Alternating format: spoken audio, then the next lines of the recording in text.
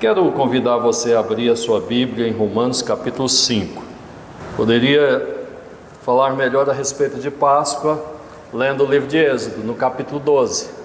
Pretendo abordar, mas eu quero falar da Páscoa sob a perspectiva da visão de Paulo, que é uma visão do Novo Testamento. E nós vamos entender o que significa isso, o contexto desse ritual da lei judaica. Vamos ler a partir do versículo 12, capítulo 5 de Romanos, versículo 12 a seguir. Quantos encontraram, diga amém.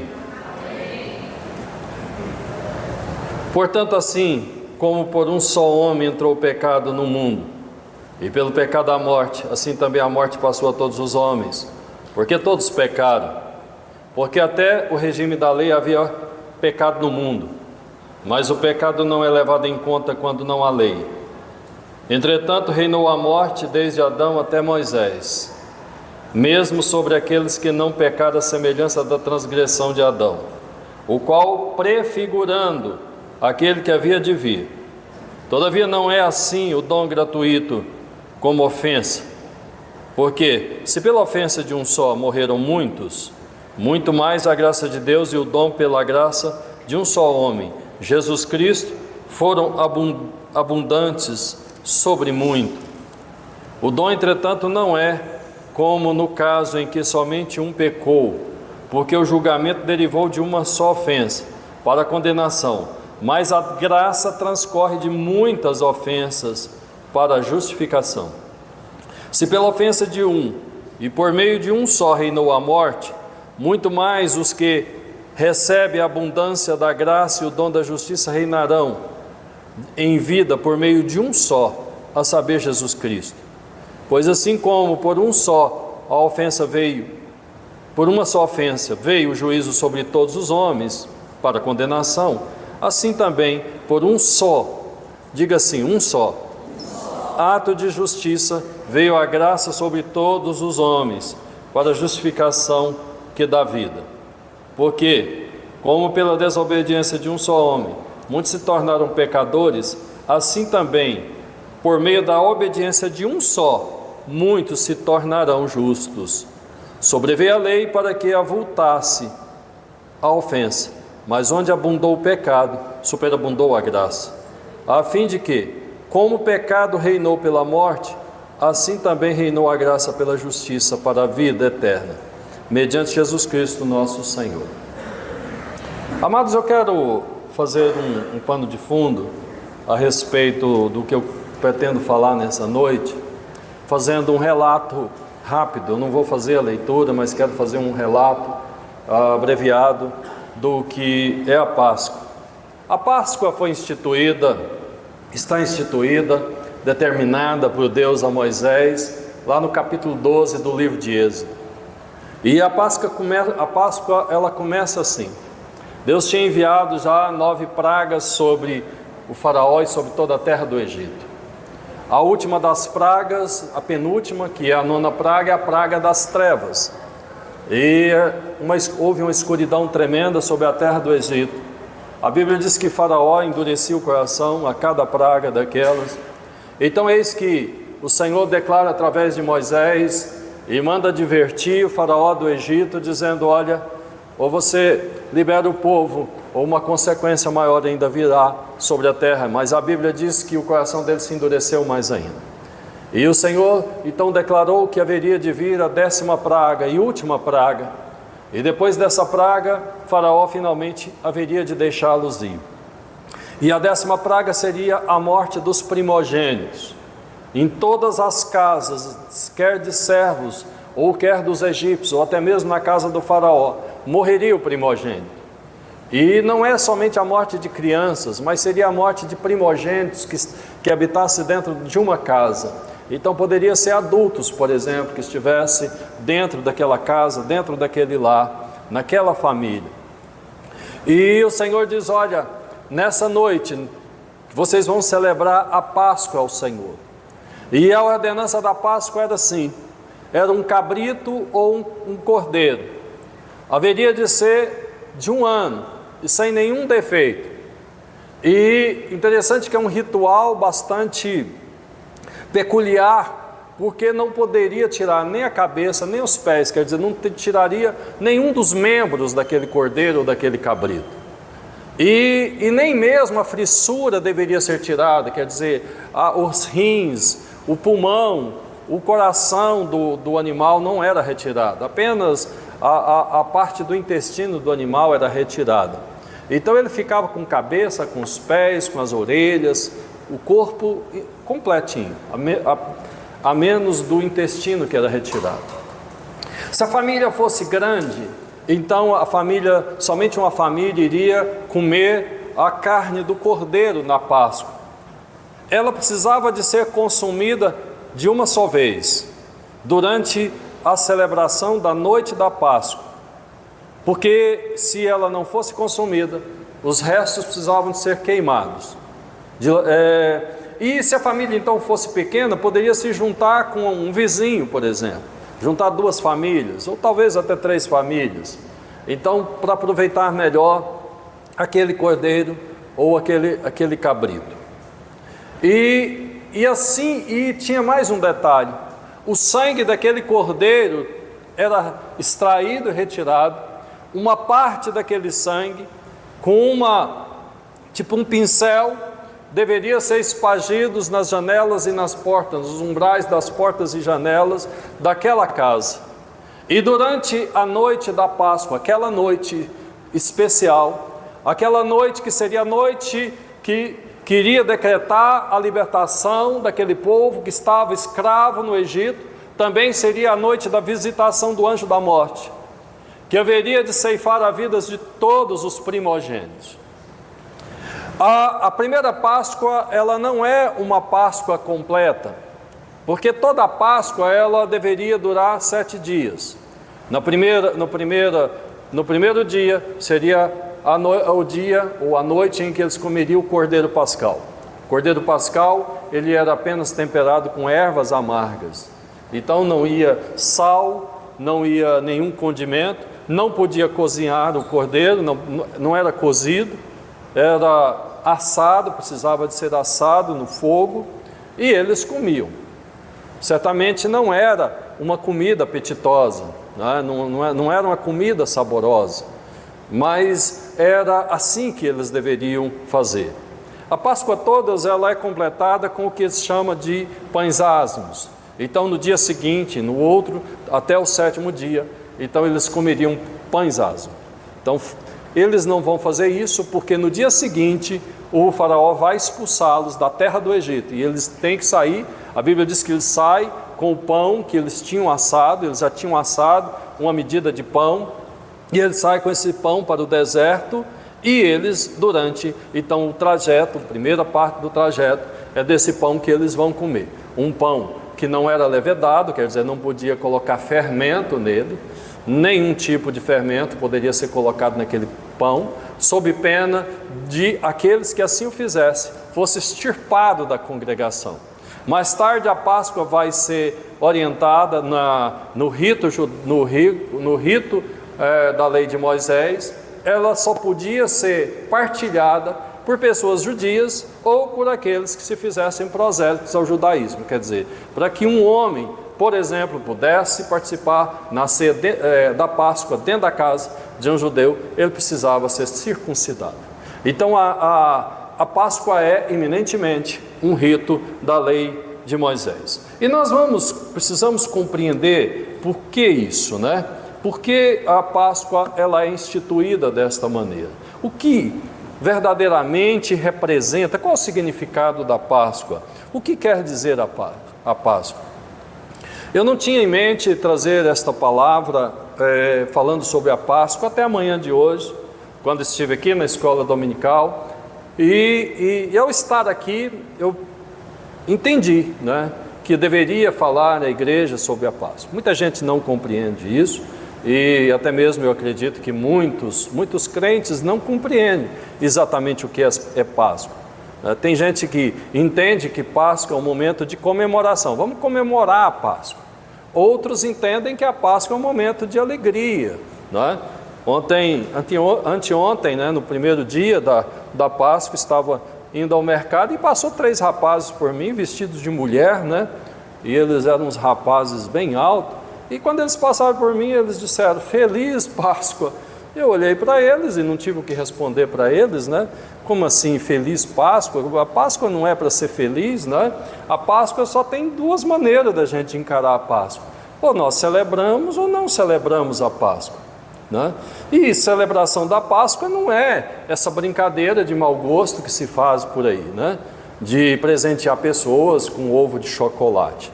Isso é uma piada de muito mau gosto, né? Se não for uma questão de blasfêmia, porque não tem nenhum significado, né? Alguém criou isso, inventou isso séculos atrás, começou um costume de presentear pessoas, isso na Europa, né? Alguém mais esperto do que os outros viu nisso uma oportunidade de lucrar, né? A indústria de alimentos, então começaram a criar essa ideia de partilhar presentes na Páscoa. E alguém, certamente desse ramo dos doces, pensou: por que não o chocolate, né? E criou-se então, e vem criando isso. E desde então as pessoas imaginam que estão comemorando a Páscoa, trocando presentes, trocando ovos, né? Que segundo eles tem o símbolo, um coelho, interessante, que é uma ironia muito grande, porque a gente sabe que coelho não bota, né? Então assim, enfim, é tudo uma alegoria muito extravagante, para não dizer coisa pior, né?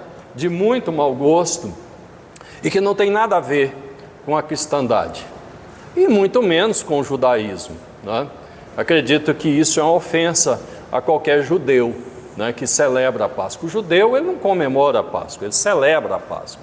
Ou ele celebra ou ele não celebra. Se ele vai celebrar a Páscoa, ele tem que fazer isso tudo dentro do rito judaico, do rito da lei de Moisés, da Torá, da lei de Moisés. E ele não pode desviar, ele não pode sair, porque a lei é muito rigorosa. Você não cumpre nenhum elemento da lei, assim, 10%, 20%, 30%. Ou você cumpre integralmente, ou você não cumpre.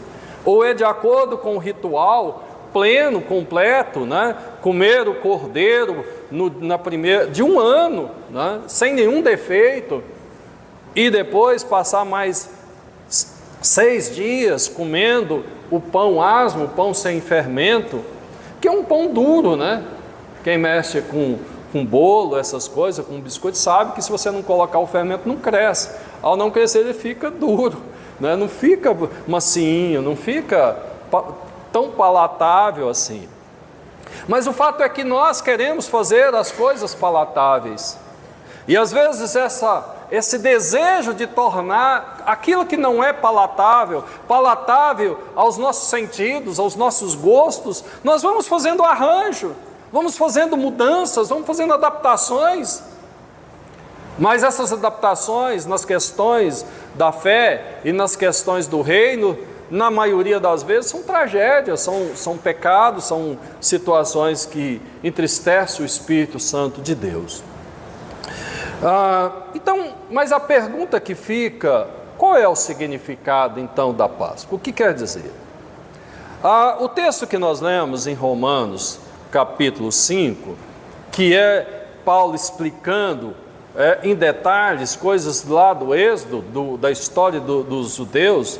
E lembra que Paulo era um judeu. Paulo, certamente, ele celebrou a Páscoa inúmeras vezes, e ele era um estudioso da lei, quer dizer, Paulo entendia perfeitamente o significado, ele não era um ignorante da lei, então ele podia falar com muita propriedade disso. E ele diz: olha, a morte foi o resultado da condenação pelo pecado em Adão. Mas Paulo dá uma visão interessante, porque ele fala: a morte reinou de Adão até Moisés. A pergunta é: por que não até Jesus, né? Porque nós lemos na palavra que quando Jesus foi crucificado, quando Jesus morreu, ele levou o cativo todo o cativeiro, e o castigo que nos traz a paz foi lançado sobre ele, está escrito lá no livro de Isaías. Mas o apóstolo Paulo diz que o reinado da morte, ela durou até Moisés. E quando é então que a morte teve cessado o seu reino? ela teve cessado o seu reino, exatamente quando o Senhor decreta a Páscoa. Ali estava uma sentença capital contra a morte. A morte recebeu, eu quero usar uma terminologia aqui para você entender, ela recebeu um aviso prévio, né? Ela continua ainda fazendo o seu trabalho, ela continua. Todos nós um dia vamos morrer no nosso corpo físico e nós achamos que isso é morte, mas a morte do corpo não é a morte do que trata o Senhor. Quando ele fala com Adão, olha, você não come do fruto dessa árvore, porque no dia que você comer, certamente morrerá. Aí como Adão passou a ter uma vida na carne, uma vida física limitada, né? Então nós entendemos que era aquilo que o Senhor estava falando, que era a morte. Mas não era disso que o Senhor estava falando. Isso era apenas um efeito colateral. A morte do que o Senhor trata com Adão, que no dia que ele comesse do fruto ele morreria, ele está falando de morte espiritual. É dessa morte que ele está tratando. E o homem morreu quando ele comeu do fruto daquela árvore. Então, todos nós que nascemos a partir de Adão já nascemos mortos. Já nascemos mortos, essa é uma realidade. Às vezes nós achamos que o pecado de Adão nos contamina, mas não é o pecado de Adão que nos contamina. Nós nascemos de uma árvore morta. Nós nascemos daquele que recebeu a sentença de morte pela sua insubordinação, por conta dele ter desafiado aquilo que Deus havia dito tão claramente, tão abertamente. Quando nós olhamos então para Romanos capítulo 5, nós vamos ver o que Paulo está dizendo no versículo 14. Você pode projetar aí, fica mais fácil. No versículo 14 ele diz assim: entretanto reinou a morte desde Adão até Moisés, mesmo sobre aqueles que não pecaram à semelhança de Adão. Então nós pensamos então que a condenação é por conta apenas do pecado de Adão, né? O pecado de Adão é apenas um elemento da condenação, mas nenhuma pessoa, nenhum ser humano, nenhum homem ou mulher vai para o inferno ou vai morrer eternamente por conta do pecado de Adão. Deixa eu repetir para você, talvez você não tenha entendido. Nenhuma pessoa vai ir para o inferno, quer dizer, ter morte espiritual eterna por conta do pecado de Adão.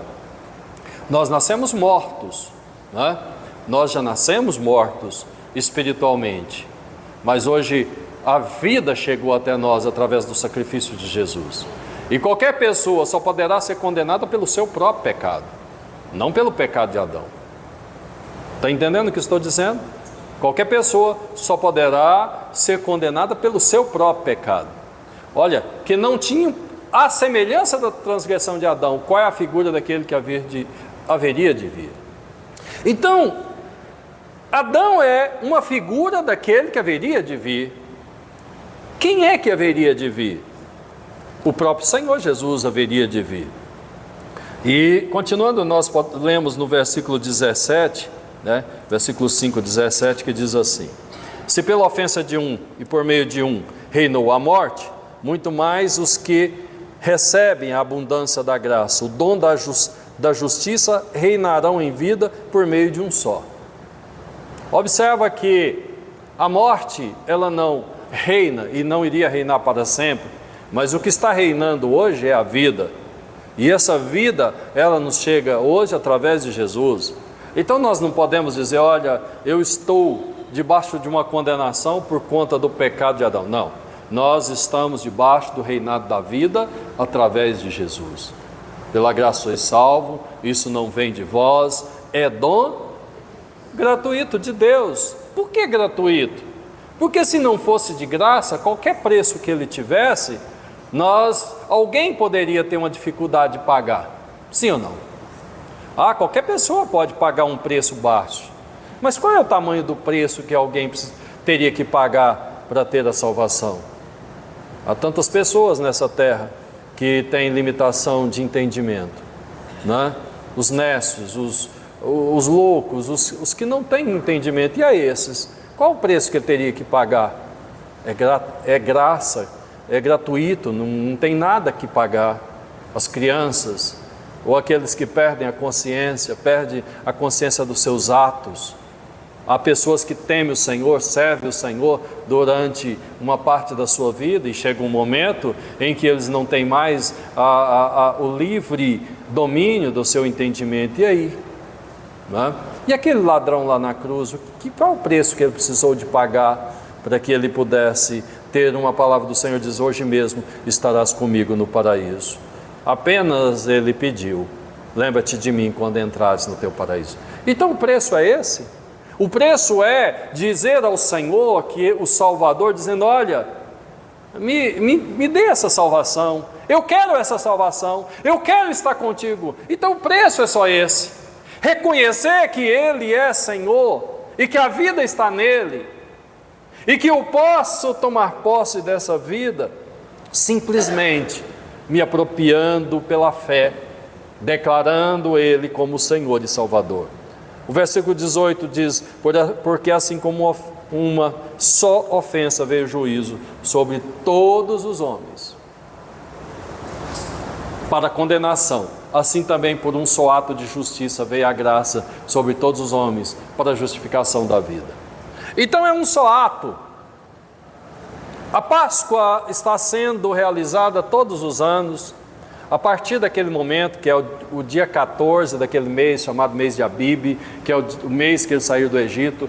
Não sei que mês era esse, certamente você pode descobrir isso olhando para o calendário egípcio, né? Mas aquele passou a ser o primeiro mês, quer dizer, o primeiro mês do ano passou a ser aquele mês, e isso foi no dia 14 daquele mês. Então, a partir daquele dia eles deveriam fazer isso em todas as gerações, porque o Senhor diz: vocês farão isso nas gerações de vocês perpetuamente. E eu quero abrir aqui um parêntese para o perpetuamente, porque quando a gente olha para uma palavra que diz perpetuamente, significa que eu vou fazer isso para sempre. Mas na realidade era para fazer perpetuamente enquanto perdurasse a lei. No momento em que a lei ela fosse abolida, como o próprio apóstolo Paulo falou que a lei foi abolida, escrevendo uma carta aos Gálatas, ele diz: naquilo que a lei se tornou enferma, ela precisou ser substituída ou abolida, e ela foi substituída pela graça. Então a partir dali não teria mais sentido, e eu quero explicar isso para você detalhadamente. Mas o texto que nós lemos, o apóstolo Paulo diz: por um só ato, né? Está escrito ali, um só ato de justiça. Então o que significa que eu não preciso continuar tendo mais atos. Jesus fez isso de uma vez por toda, encerrou, e se ele encerrou, também eu não preciso ressuscitar, né? Ficou morto essa exigência ficou detida, não se sabe nem exatamente como é que foi aquela Páscoa. Entende-se que ela foi sob os moldes do rito judaico, aquela que Jesus come com seus discípulos, naquela última noite em que ele esteve com eles, porque a palavra do Senhor diz que Jesus haveria de comer a Páscoa, e ele tinha que fazer isso mesmo, porque ele diz: olha, eu não vim para destruir a lei, mas eu vim para que cumpra a lei, e para que cumprisse a lei ele precisava de ser obediente também ao rito judaico, ele precisava ser obediente, e aquele haveria de ser o último ato de obediência dele à lei. Amém, queridos? A segunda questão que nós precisamos entender é que a Páscoa tem um sentido de compromisso, um significado de compromisso. O cordeiro de um ano, quer dizer, era um cordeiro na plenitude da sua vida, do seu vigor, que era oferecido, que era morto, sem nenhum defeito. Então, aquele que encarnasse a figura desse cordeiro também teria que ser dessa forma. Por isso a palavra do Senhor diz que ele foi cortado no auge da sua vida, né, no vigor da sua vida, aos 33 anos, e ele não teria nenhum osso quebrado. Ele foi perfurado, foi ferido, mas nenhum osso seria quebrado. Mas qual é o compromisso que se estabeleceu ali? Era Deus estabelecendo um compromisso de reparação, um compromisso entre as duas partes, entre Deus e o homem. O cordeiro haveria de ser morto. Com a morte do cordeiro, o sangue dele livraria a todos os primogênitos dos judeus, a todos os primogênitos onde tivesse aquele sangue nos umbrais. Acredita-se que muitos dos próprios egípcios têm escapado da morte, acredita-se que tenham, né? Porque alguns deles recaiu sobre eles o temor, o terror que se abatia sobre aquela nação, e foram convencidos a colocar o sangue do cordeiro nas vergas das suas portas. Lembra que aquele sangue era o sinal, era o sangue o sinal, para que o anjo da morte passasse e não ceifasse a vida de primogênitos. Na casa onde havia o sangue, os primogênitos não seriam mortos. Então, o sangue do cordeiro é o sinal da aliança. Ali estava sendo estabelecido um compromisso. Que compromisso é esse? Era um compromisso que tinha um prazo de duração. Eu não sei o nome que se daria a isso, um tipo de habeas corpus, vamos assim dizer, no jargão judiciário, né, da justiça, né? Olha, você vai ter um prazo e nenhuma condenação de morte chegará até você até que se cumpra integralmente o que significa essa Páscoa. A Páscoa tem um significado. A morte do cordeiro era para ser por um tempo, não era para perpetuar, porque um outro cordeiro haveria de morrer, e quando ele fosse morto, sacrificado, o sangue dele derramado, então estaria completo esse compromisso. Você está entendendo o que estou dizendo? Era um compromisso de Deus com o homem. Um cordeiro será morto, não um qualquer, mas um humano, um homem. O pecado entrou pelo homem, como nós vemos no texto que está ali, e por um homem também haveria da morte ser extirpada. Amém? Então não seria um cordeiro, não seria um cabrito que iria remir, que iria salvar o homem da morte para sempre. Aquilo era apenas um compromisso de Deus. Deus celebrou um compromisso e diz: no tempo determinado, no tempo certo, um homem vai morrer, e através da morte desse homem, então toda sentença, toda condenação de morte será cancelada. E esse dia chegou, e ele chegou há 2000 anos atrás.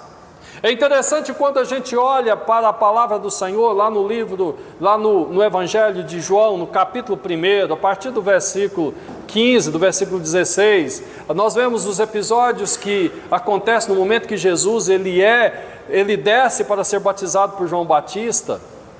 E quando João Batista, naquele momento, vem algumas pessoas da parte dos fariseus, da parte do sacerdote, para perguntar: quem é você? Você é Elias? Quem é você? Você é algum dos profetas que ressuscitou do passado? Ele diz: não. Você é o Messias? Ele diz: não. Então quem é você? Ele diz: eu sou aquele uma voz que clama do deserto. Mas eu sou aquele que não sou digno de desatar as sandálias daquele que vem após mim. Mas quem é essa pessoa? E a Bíblia diz que no dia seguinte a essas indagações, Jesus vem para ser batizado. E quando Jesus está vindo na direção de João, lá no Rio Jordão, aí Jesus diz: esse aí, é desse que eu estou falando. Eis o Cordeiro de Deus que tira o pecado do mundo. Quando ele fala essas coisas, as pessoas não conseguiram entender exatamente o que João estava dizendo. Mas quando João diz Cordeiro de Deus, então João está dizendo: é esse que vai morrer. É esse que será oferecido, é esse que será imolado, para que a morte finalmente seja vencida. A morte estava com aviso prévio, mas somente através do sacrifício de Jesus, do Cordeiro de Deus, ela seria vencida para sempre. Por isso não há nenhuma incongruência que diz que quando Jesus foi crucificado e morreu, ele desceu às regiões profundas da terra e levou cativo todo o cativeiro, e tragada foi a morte através do sacrifício de Jesus. Então nós compreendemos que o compromisso firmado foi completo. Quando nós olhamos para aquela oração de Jesus no Getsêmani, em que ele fala: Deus meu, que ele fala: Senhor, se possível for, passa de mim esse cálice. Então nós olhamos para aquilo e só podemos compreender que aquilo era um ato de uma pessoa que estava à beira do delírio, né? Estava numa pressão psicológica, uma pressão mental de tamanha magnitude, que ele estava começando a delirar com a situação. Ele sabia que não seria possível.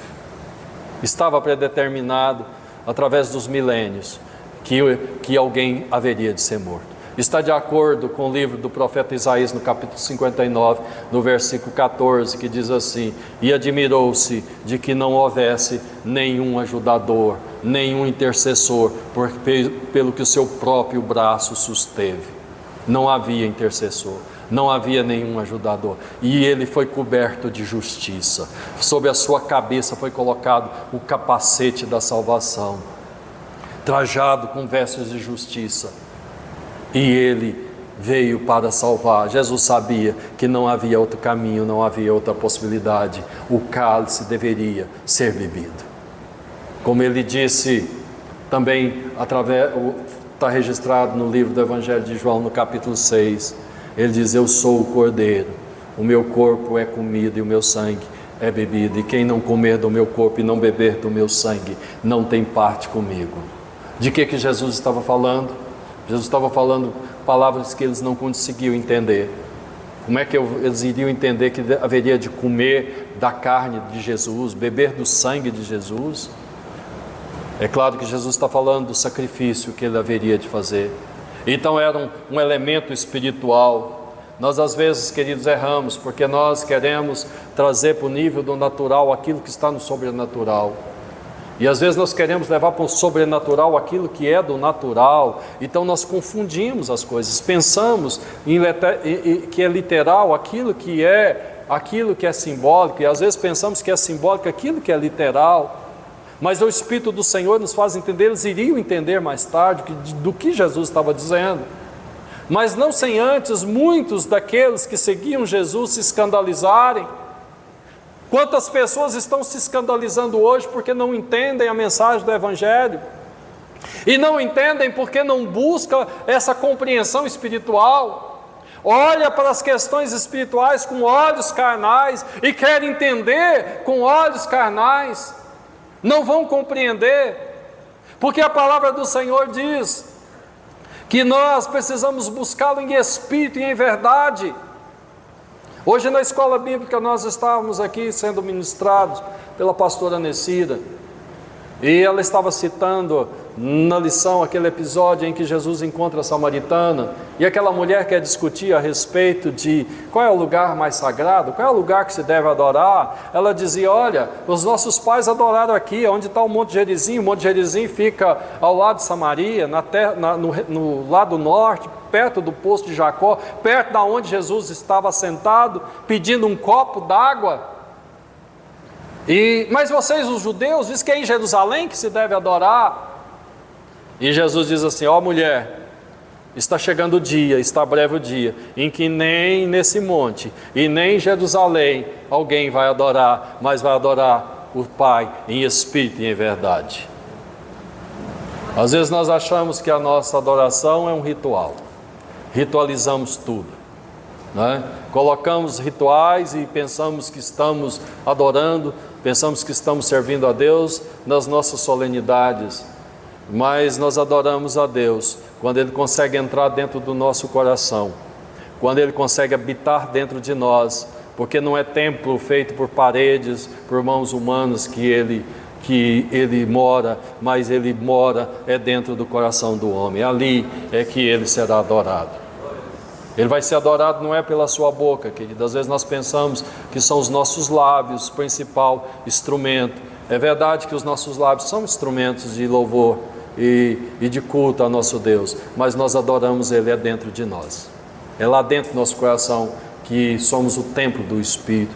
Se Ele não estiver em nós, tampouco vai resolver a gente falar muitas palavras bonitas, tampouco vai adiantar você ter chegado aqui nessa igreja, sentado nesse banco, cantado esses hinos maravilhosos aqui junto com o pastor Sami, e isso vai ser de pouca valia Porque se o culto não vier de dentro de você, se a adoração não provir do seu interior, porque Jesus diz, olha, se você beber da água que eu te der, fluirá do seu interior um rio de águas vivas. Você compreende o que significa rios de água viva? O judeu não entendia isso, o samaritano não entendia muito menos. Sabe por quê? Porque os samaritanos, assim como os judeus, só entendiam de ritual. Eles entendiam de Páscoa, eles entendiam de imolar o cordeiro, eles entendiam de fazer o pão sem fermento, de tudo isso eles entendiam, mas isso era ritual, isso era apenas uma alegoria, isso era apenas uma encenação, porque vai vir o dia, chegará o dia, e nesse dia, então, vai cessar todo esse ritual, porque dará lugar àquilo que não é natural, aquilo que não é humano, aquilo que não é feito com as mãos do homem, mas aquilo que é nutrido dentro do interior desse homem, é nutrido dentro da alma. E a terceira pergunta é Páscoa versus ceia do Senhor. Que significado tem a ceia? Nós não celebramos a Páscoa, mas nós celebramos a ceia do Senhor. Porque para celebrar a Páscoa eu vou ter que pegar um cordeiro, imolar esse cordeiro, assar ele com cabeça, com as patas, com as orelhas, não vou tirar nem a frissura dele e vou comer ele com ervas amargas. Isso é Páscoa.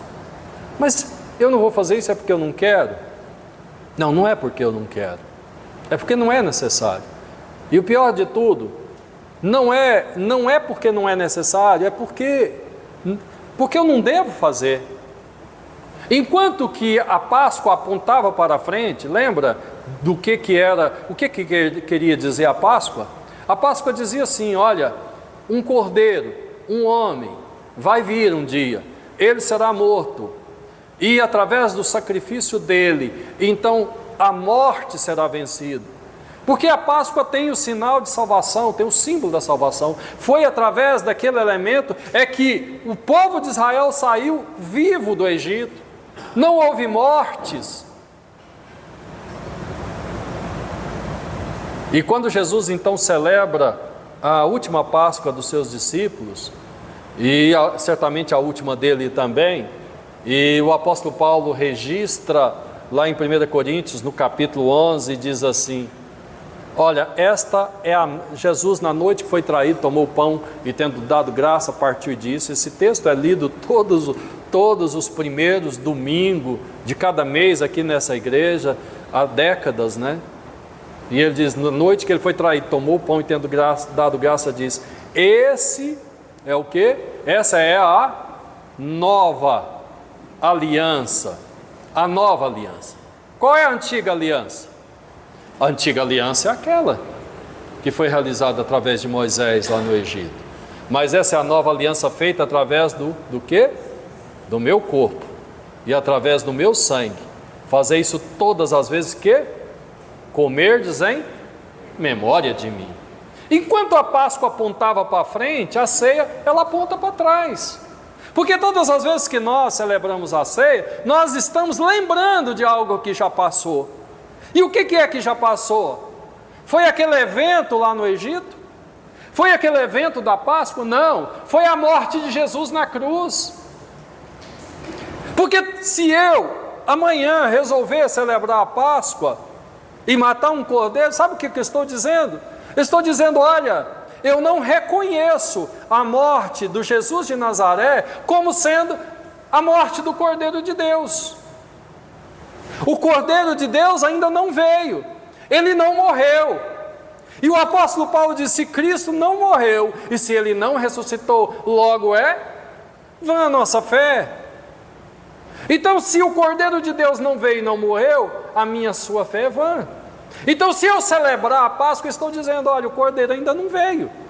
Eu preciso ainda profetizar, porque cada vez que um judeu comia e celebrava a Páscoa, estava dizendo, vai vir o Messias, vai vir o Salvador, vai vir o Cordeiro de Deus, vai chegar o dia que virá aquele que vai remir e vai nos livrar.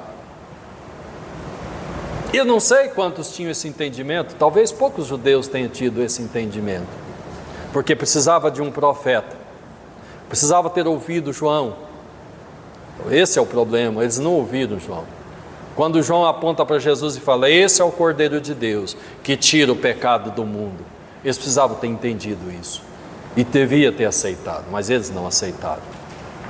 E por que eles não aceitaram? Então os judeus continuam até hoje celebrando a Páscoa e dizendo: o meu Cristo não veio, o meu Redentor não nasceu, eu preciso ainda continuar esperando que Ele venha. Mas para nós, queridos, nós sabemos que Ele veio, e nós sabemos que está chegando o dia em que Ele voltará. Então nós fazemos isso em memória do Senhor, e nós fazemos em memória, mas também fazemos na esperança, e Ele diz: fazer isso enquanto eu não voltar. Aí tem um prazo marcado, né? O prazo está determinado. Até quando? Até o dia da volta do Senhor, até o dia que Ele virá para buscar a sua igreja. A Páscoa é um ato de justiça legal. O pecado de um condenou a todos, mas o ato da justiça feito por um absorveu todos. Romanos capítulo 5, versículo 15. É um ato de justiça. Quando a gente olha para Isaías capítulo 59, a gente entende o que o profeta está falando a respeito do Cristo. Quando o Senhor condenou na verdade Ele não condena o homem à morte, Ele adverte o homem a respeito da morte. E diz: no dia que você comer desse fruto, você vai estar desobedecendo a minha palavra, e certamente você vai morrer. E o homem morreu. Mas a misericórdia do Senhor precisava de prover vida. Deus não criou o homem para morrer. Às vezes nós pensamos que Deus falhou, como se Deus fosse um ser inocente, como se Deus criasse o homem e tivesse apenas uma esperança que tudo ia dar certo. Mas depois a esperança de Deus foi frustrada, porque o homem comeu do fruto que Ele disse para não comer, porque a serpente que estava lá no jardim, Deus teve um descuido muito grande, deveria ter tirado ela do jardim. Por que deixar a serpente lá? Mas Deus deixou. Mas a serpente estava fazendo o papel dela, que é questionar. E qual é o papel que nós temos? É a responsabilidade de crer no Senhor, de aceitar a palavra do Senhor. Às vezes nós achamos que vamos estar seguros quando cessar todas as tentações, quando não houver nenhuma voz de questionamento. Eu vi uma palavra essa semana passada, um pensamento, e gostei muito dele, entendi plenamente. E ele diz assim, que aonde houver, sempre haverá dúvida. Porque se houver certeza, convicção plena, certeza plena, então não precisa de fé. Se eu tiver todas as certezas possíveis, eu não preciso ter fé. Se eu tiver todas as certezas dos céus, todas as certezas, para que fé? Está ali. Então passa a ser uma coisa minha, da minha carne, não é?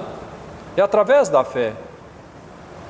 Entenda o que o apóstolo Paulo está falando através de Hebreus capítulo 11, que fé é a certeza das coisas que se espera, convicção de fatos que não se vê. Mas é a fé que traz a certeza.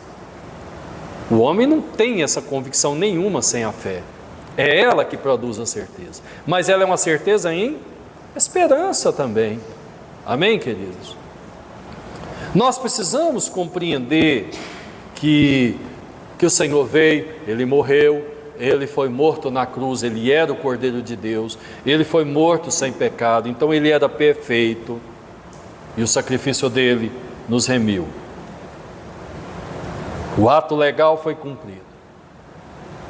A antiga aliança não é mais, nós não vivemos mais debaixo da lei. O texto que nós lemos de Romanos capítulo 5 diz que a lei veio e fez com que a culpa fosse aumentada. Veja o versículo 20 de Romanos 5. Sobreveio a lei para que avultasse a ofensa, mas onde abundou o pecado, superabundou a graça. Superabundou a graça. A fim de que, como o pecado reinou pela morte, assim também reinasse a graça pela justiça, para a vida eterna, mediante Jesus nosso Senhor. Então, quando ele diz está consumado lá na cruz, o que estava consumado? Pai, está consumado. Estava consumado o ministério de Jesus. A obra perfeita, o plano perfeito estabelecido estava consumado. aquilo que foi estabelecido no plano original, muito antes do pecado, muito antes do homem cair. É disso que Jesus está falando que está consumado, o plano eterno de redenção do homem.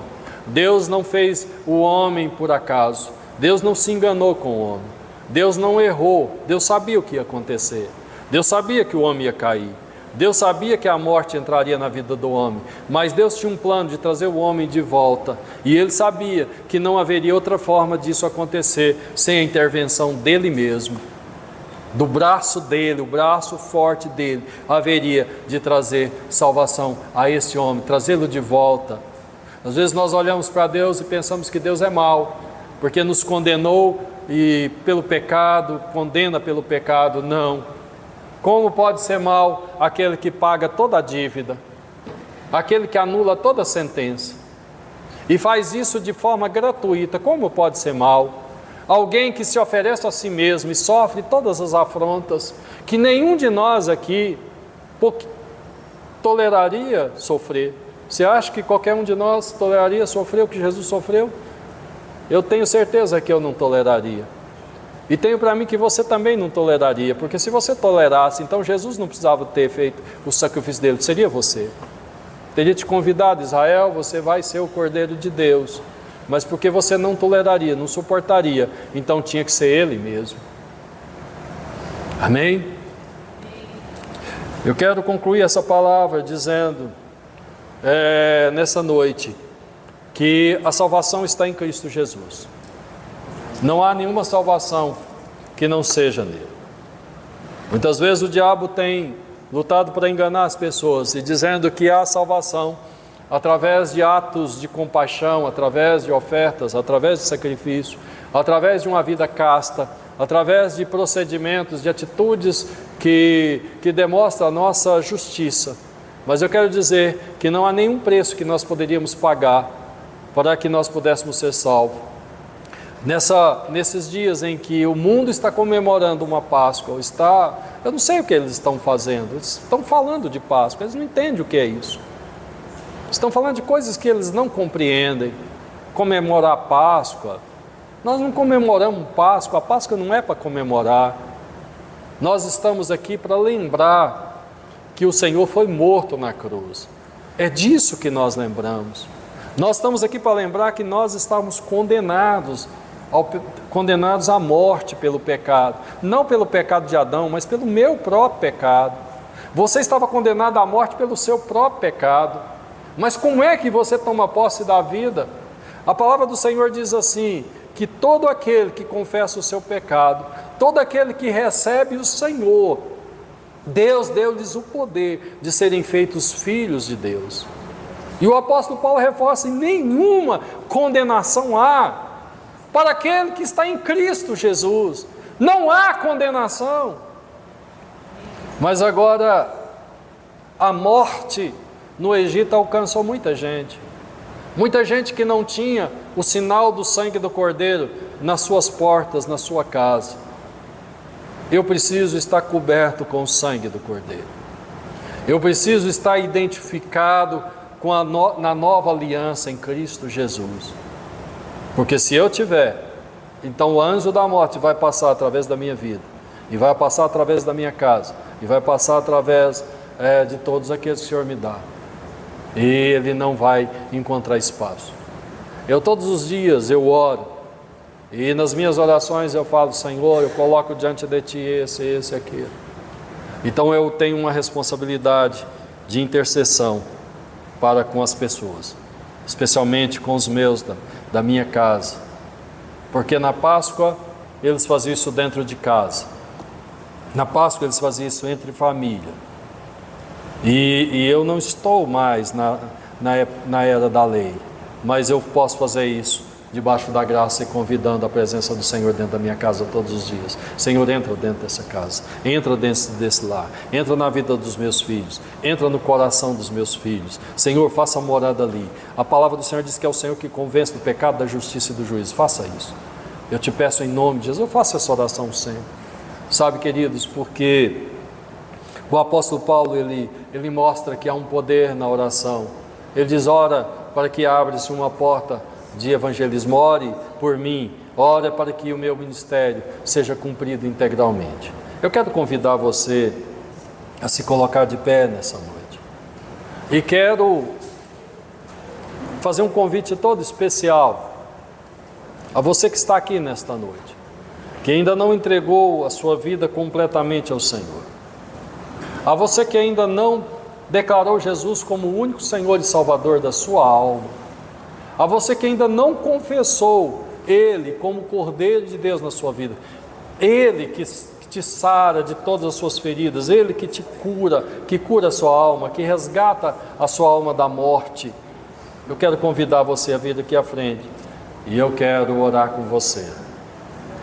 Quero repetir com você uma oração, uma declaração de submissão ao senhorio de Jesus na sua vida. E a partir de hoje, Ele não somente vai entrar na sua vida, mas Ele será o Senhor da sua vida. A partir de hoje, Ele vai te dar uma convicção de salvação. Talvez você não tenha tido essa convicção. A Bíblia diz que Ele veio para tirar todos aqueles que estavam sujeitos à escravidão da morte, com medo da morte, aprisionados pelo medo da morte. Você tem esse medo? Você tem essa preocupação? Se você fechar os seus olhos hoje, aonde é que você abrirá os seus olhos? Você tem uma convicção que abrirá na presença do Senhor? Sim ou não? Se você não tem essa convicção, sai do seu lugar, vem aqui à frente. Você precisa entregar a sua vida para Jesus. Você precisa declarar o senhorio de Jesus, e quando você fizer isso, a resposta dele à sua oração vai ser a mesma que ele responde àquele homem, um pecador, um ladrão, um salteador. Lembra-te de mim, Senhor. Ele diz: hoje mesmo estará comigo no paraíso. Esse dia provavelmente não será hoje, mas será daqui a alguns anos. Não sabe quanto tempo. Às vezes nós pensamos que temos muito tempo. Às vezes os jovens pensam que tem uma vida toda pela frente, mas nós não sabemos. Quantos jovens têm perdido as suas vidas? Quantas pessoas saem para um passeio e nunca retornarão com vida às suas casas?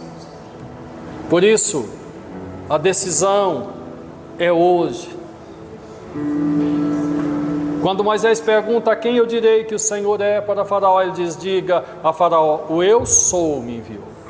O eu sou é presente agora, não é eu serei, ou eu já fui, não, eu sou é agora. A decisão é hoje, não é amanhã. O amanhã não nos pertence, não pertence a mim, nem a você, nem a nenhuma pessoa. O que me pertence é o agora. A decisão que eu tenho que tomar é hoje, é agora. Amém? Tem alguém aqui nesta noite que precisa fazer essa aliança com Deus, declarar o senhorio de Jesus na sua vida? Amém? Quero convidar você a fechar os seus olhos. Nós vamos orar. Eu quero orar por você. Eu quero orar para que o Espírito de Deus entre na sua vida hoje. Eu quero orar para que Ele abra o seu entendimento e que Ele revele as coisas grandiosas, aquilo que você não pode entender. Eu quero orar para que Ele possa entrar no seu coração, cear contigo, e que você possa ter a vida abundante, debaixo da poderosa mão do Senhor, guardado pelo Onipotente, pelo Todo-Poderoso. Que o Senhor guarde a sua alma, que o Senhor guarde a sua vida, que o Senhor fortaleça o teu coração e abra o teu entendimento, e que as verdades espirituais elas possam ser reveladas a você nesta noite, porque o Espírito do Senhor é aquele que nos convence do pecado, da justiça e do juízo.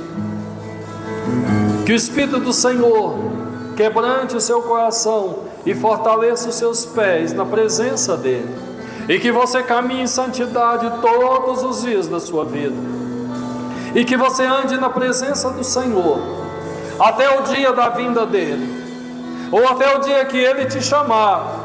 E quando Ele te chamar, você possa responder: eis-me aqui, Senhor, e possa ouvir dEle: vinde, ó benditos, vinde, ó benditos do Pai, possuí por herança aquilo que tenho preparado para vocês desde a fundação do mundo. Olha que coisa maravilhosa! Nós nem havíamos ainda nascido, O homem nem havia caído ainda, mas o Senhor já tinha preparado um lugar para ele, mesmo antes de Adão cair. A palavra do Senhor diz, é Jesus que está dizendo: eu tenho um lugar preparado para você desde a fundação do mundo. Que o Espírito do Senhor te alegre nesta noite, que a unção do Santo seja derramada sobre a tua vida nesta noite, que a alegria do Espírito entre no seu coração nesta noite. Saia toda tristeza, saia toda angústia, saia toda dúvida, saia toda incredulidade. Que a graça do Senhor, que é suficiente, que a graça do Senhor, que é abundante, possa te tocar e possa te preencher o seu coração, e que possa fluir do teu interior um rio de água viva, que possa fluir para a eternidade. Pois nenhuma condenação há para aqueles que estão em Cristo Jesus, que lavaram as suas vestes no sangue do Cordeiro. Foi para a vida que Ele te chamou, foi para uma nova vida que Ele te chamou, foi para uma nova vida que Ele se ofereceu lá na cruz, não somente para a eternidade, mas uma nova vida, a partir do momento, a partir do exato momento que você decide. As coisas velhas se passaram e eis que tudo se faz novo. Quando você recebe o Senhor no seu coração, tudo se faz novo na sua vida. A tristeza vai embora, a angústia vai embora, a dúvida vai embora, a acusação vai embora, porque o Senhor enche o seu coração de convicção e de certeza, certeza de fé, uma certeza que não tem aqueles que não receberam o Senhor.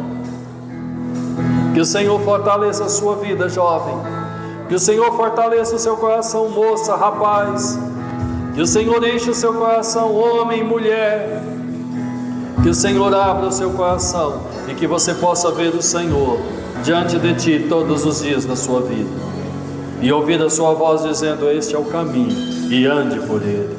Este é o caminho, ande por ele. Este é o caminho, ande por ele. E que você não ande mais em trevas, e que a luz que brilhou, e que a luz que luziu lá no Calvário possa conduzir os seus pés, o seu caminho todos os dias da sua vida, porque é Ele que vai à frente. Ele vai quebrando as rochas grandes, Ele vai destruindo as fortalezas, Ele vai quebrando os aguilhões, as correntes, as algemas. Ele vai te livrando da queda dos seus pés, de tropeçar e de cair. É Ele que te sustenta, é Ele que te fortalece, é Ele que te conduz. Que a graça do Senhor, superabundante, seja derramada na sua vida hoje, em nome de Jesus. Glória a Deus.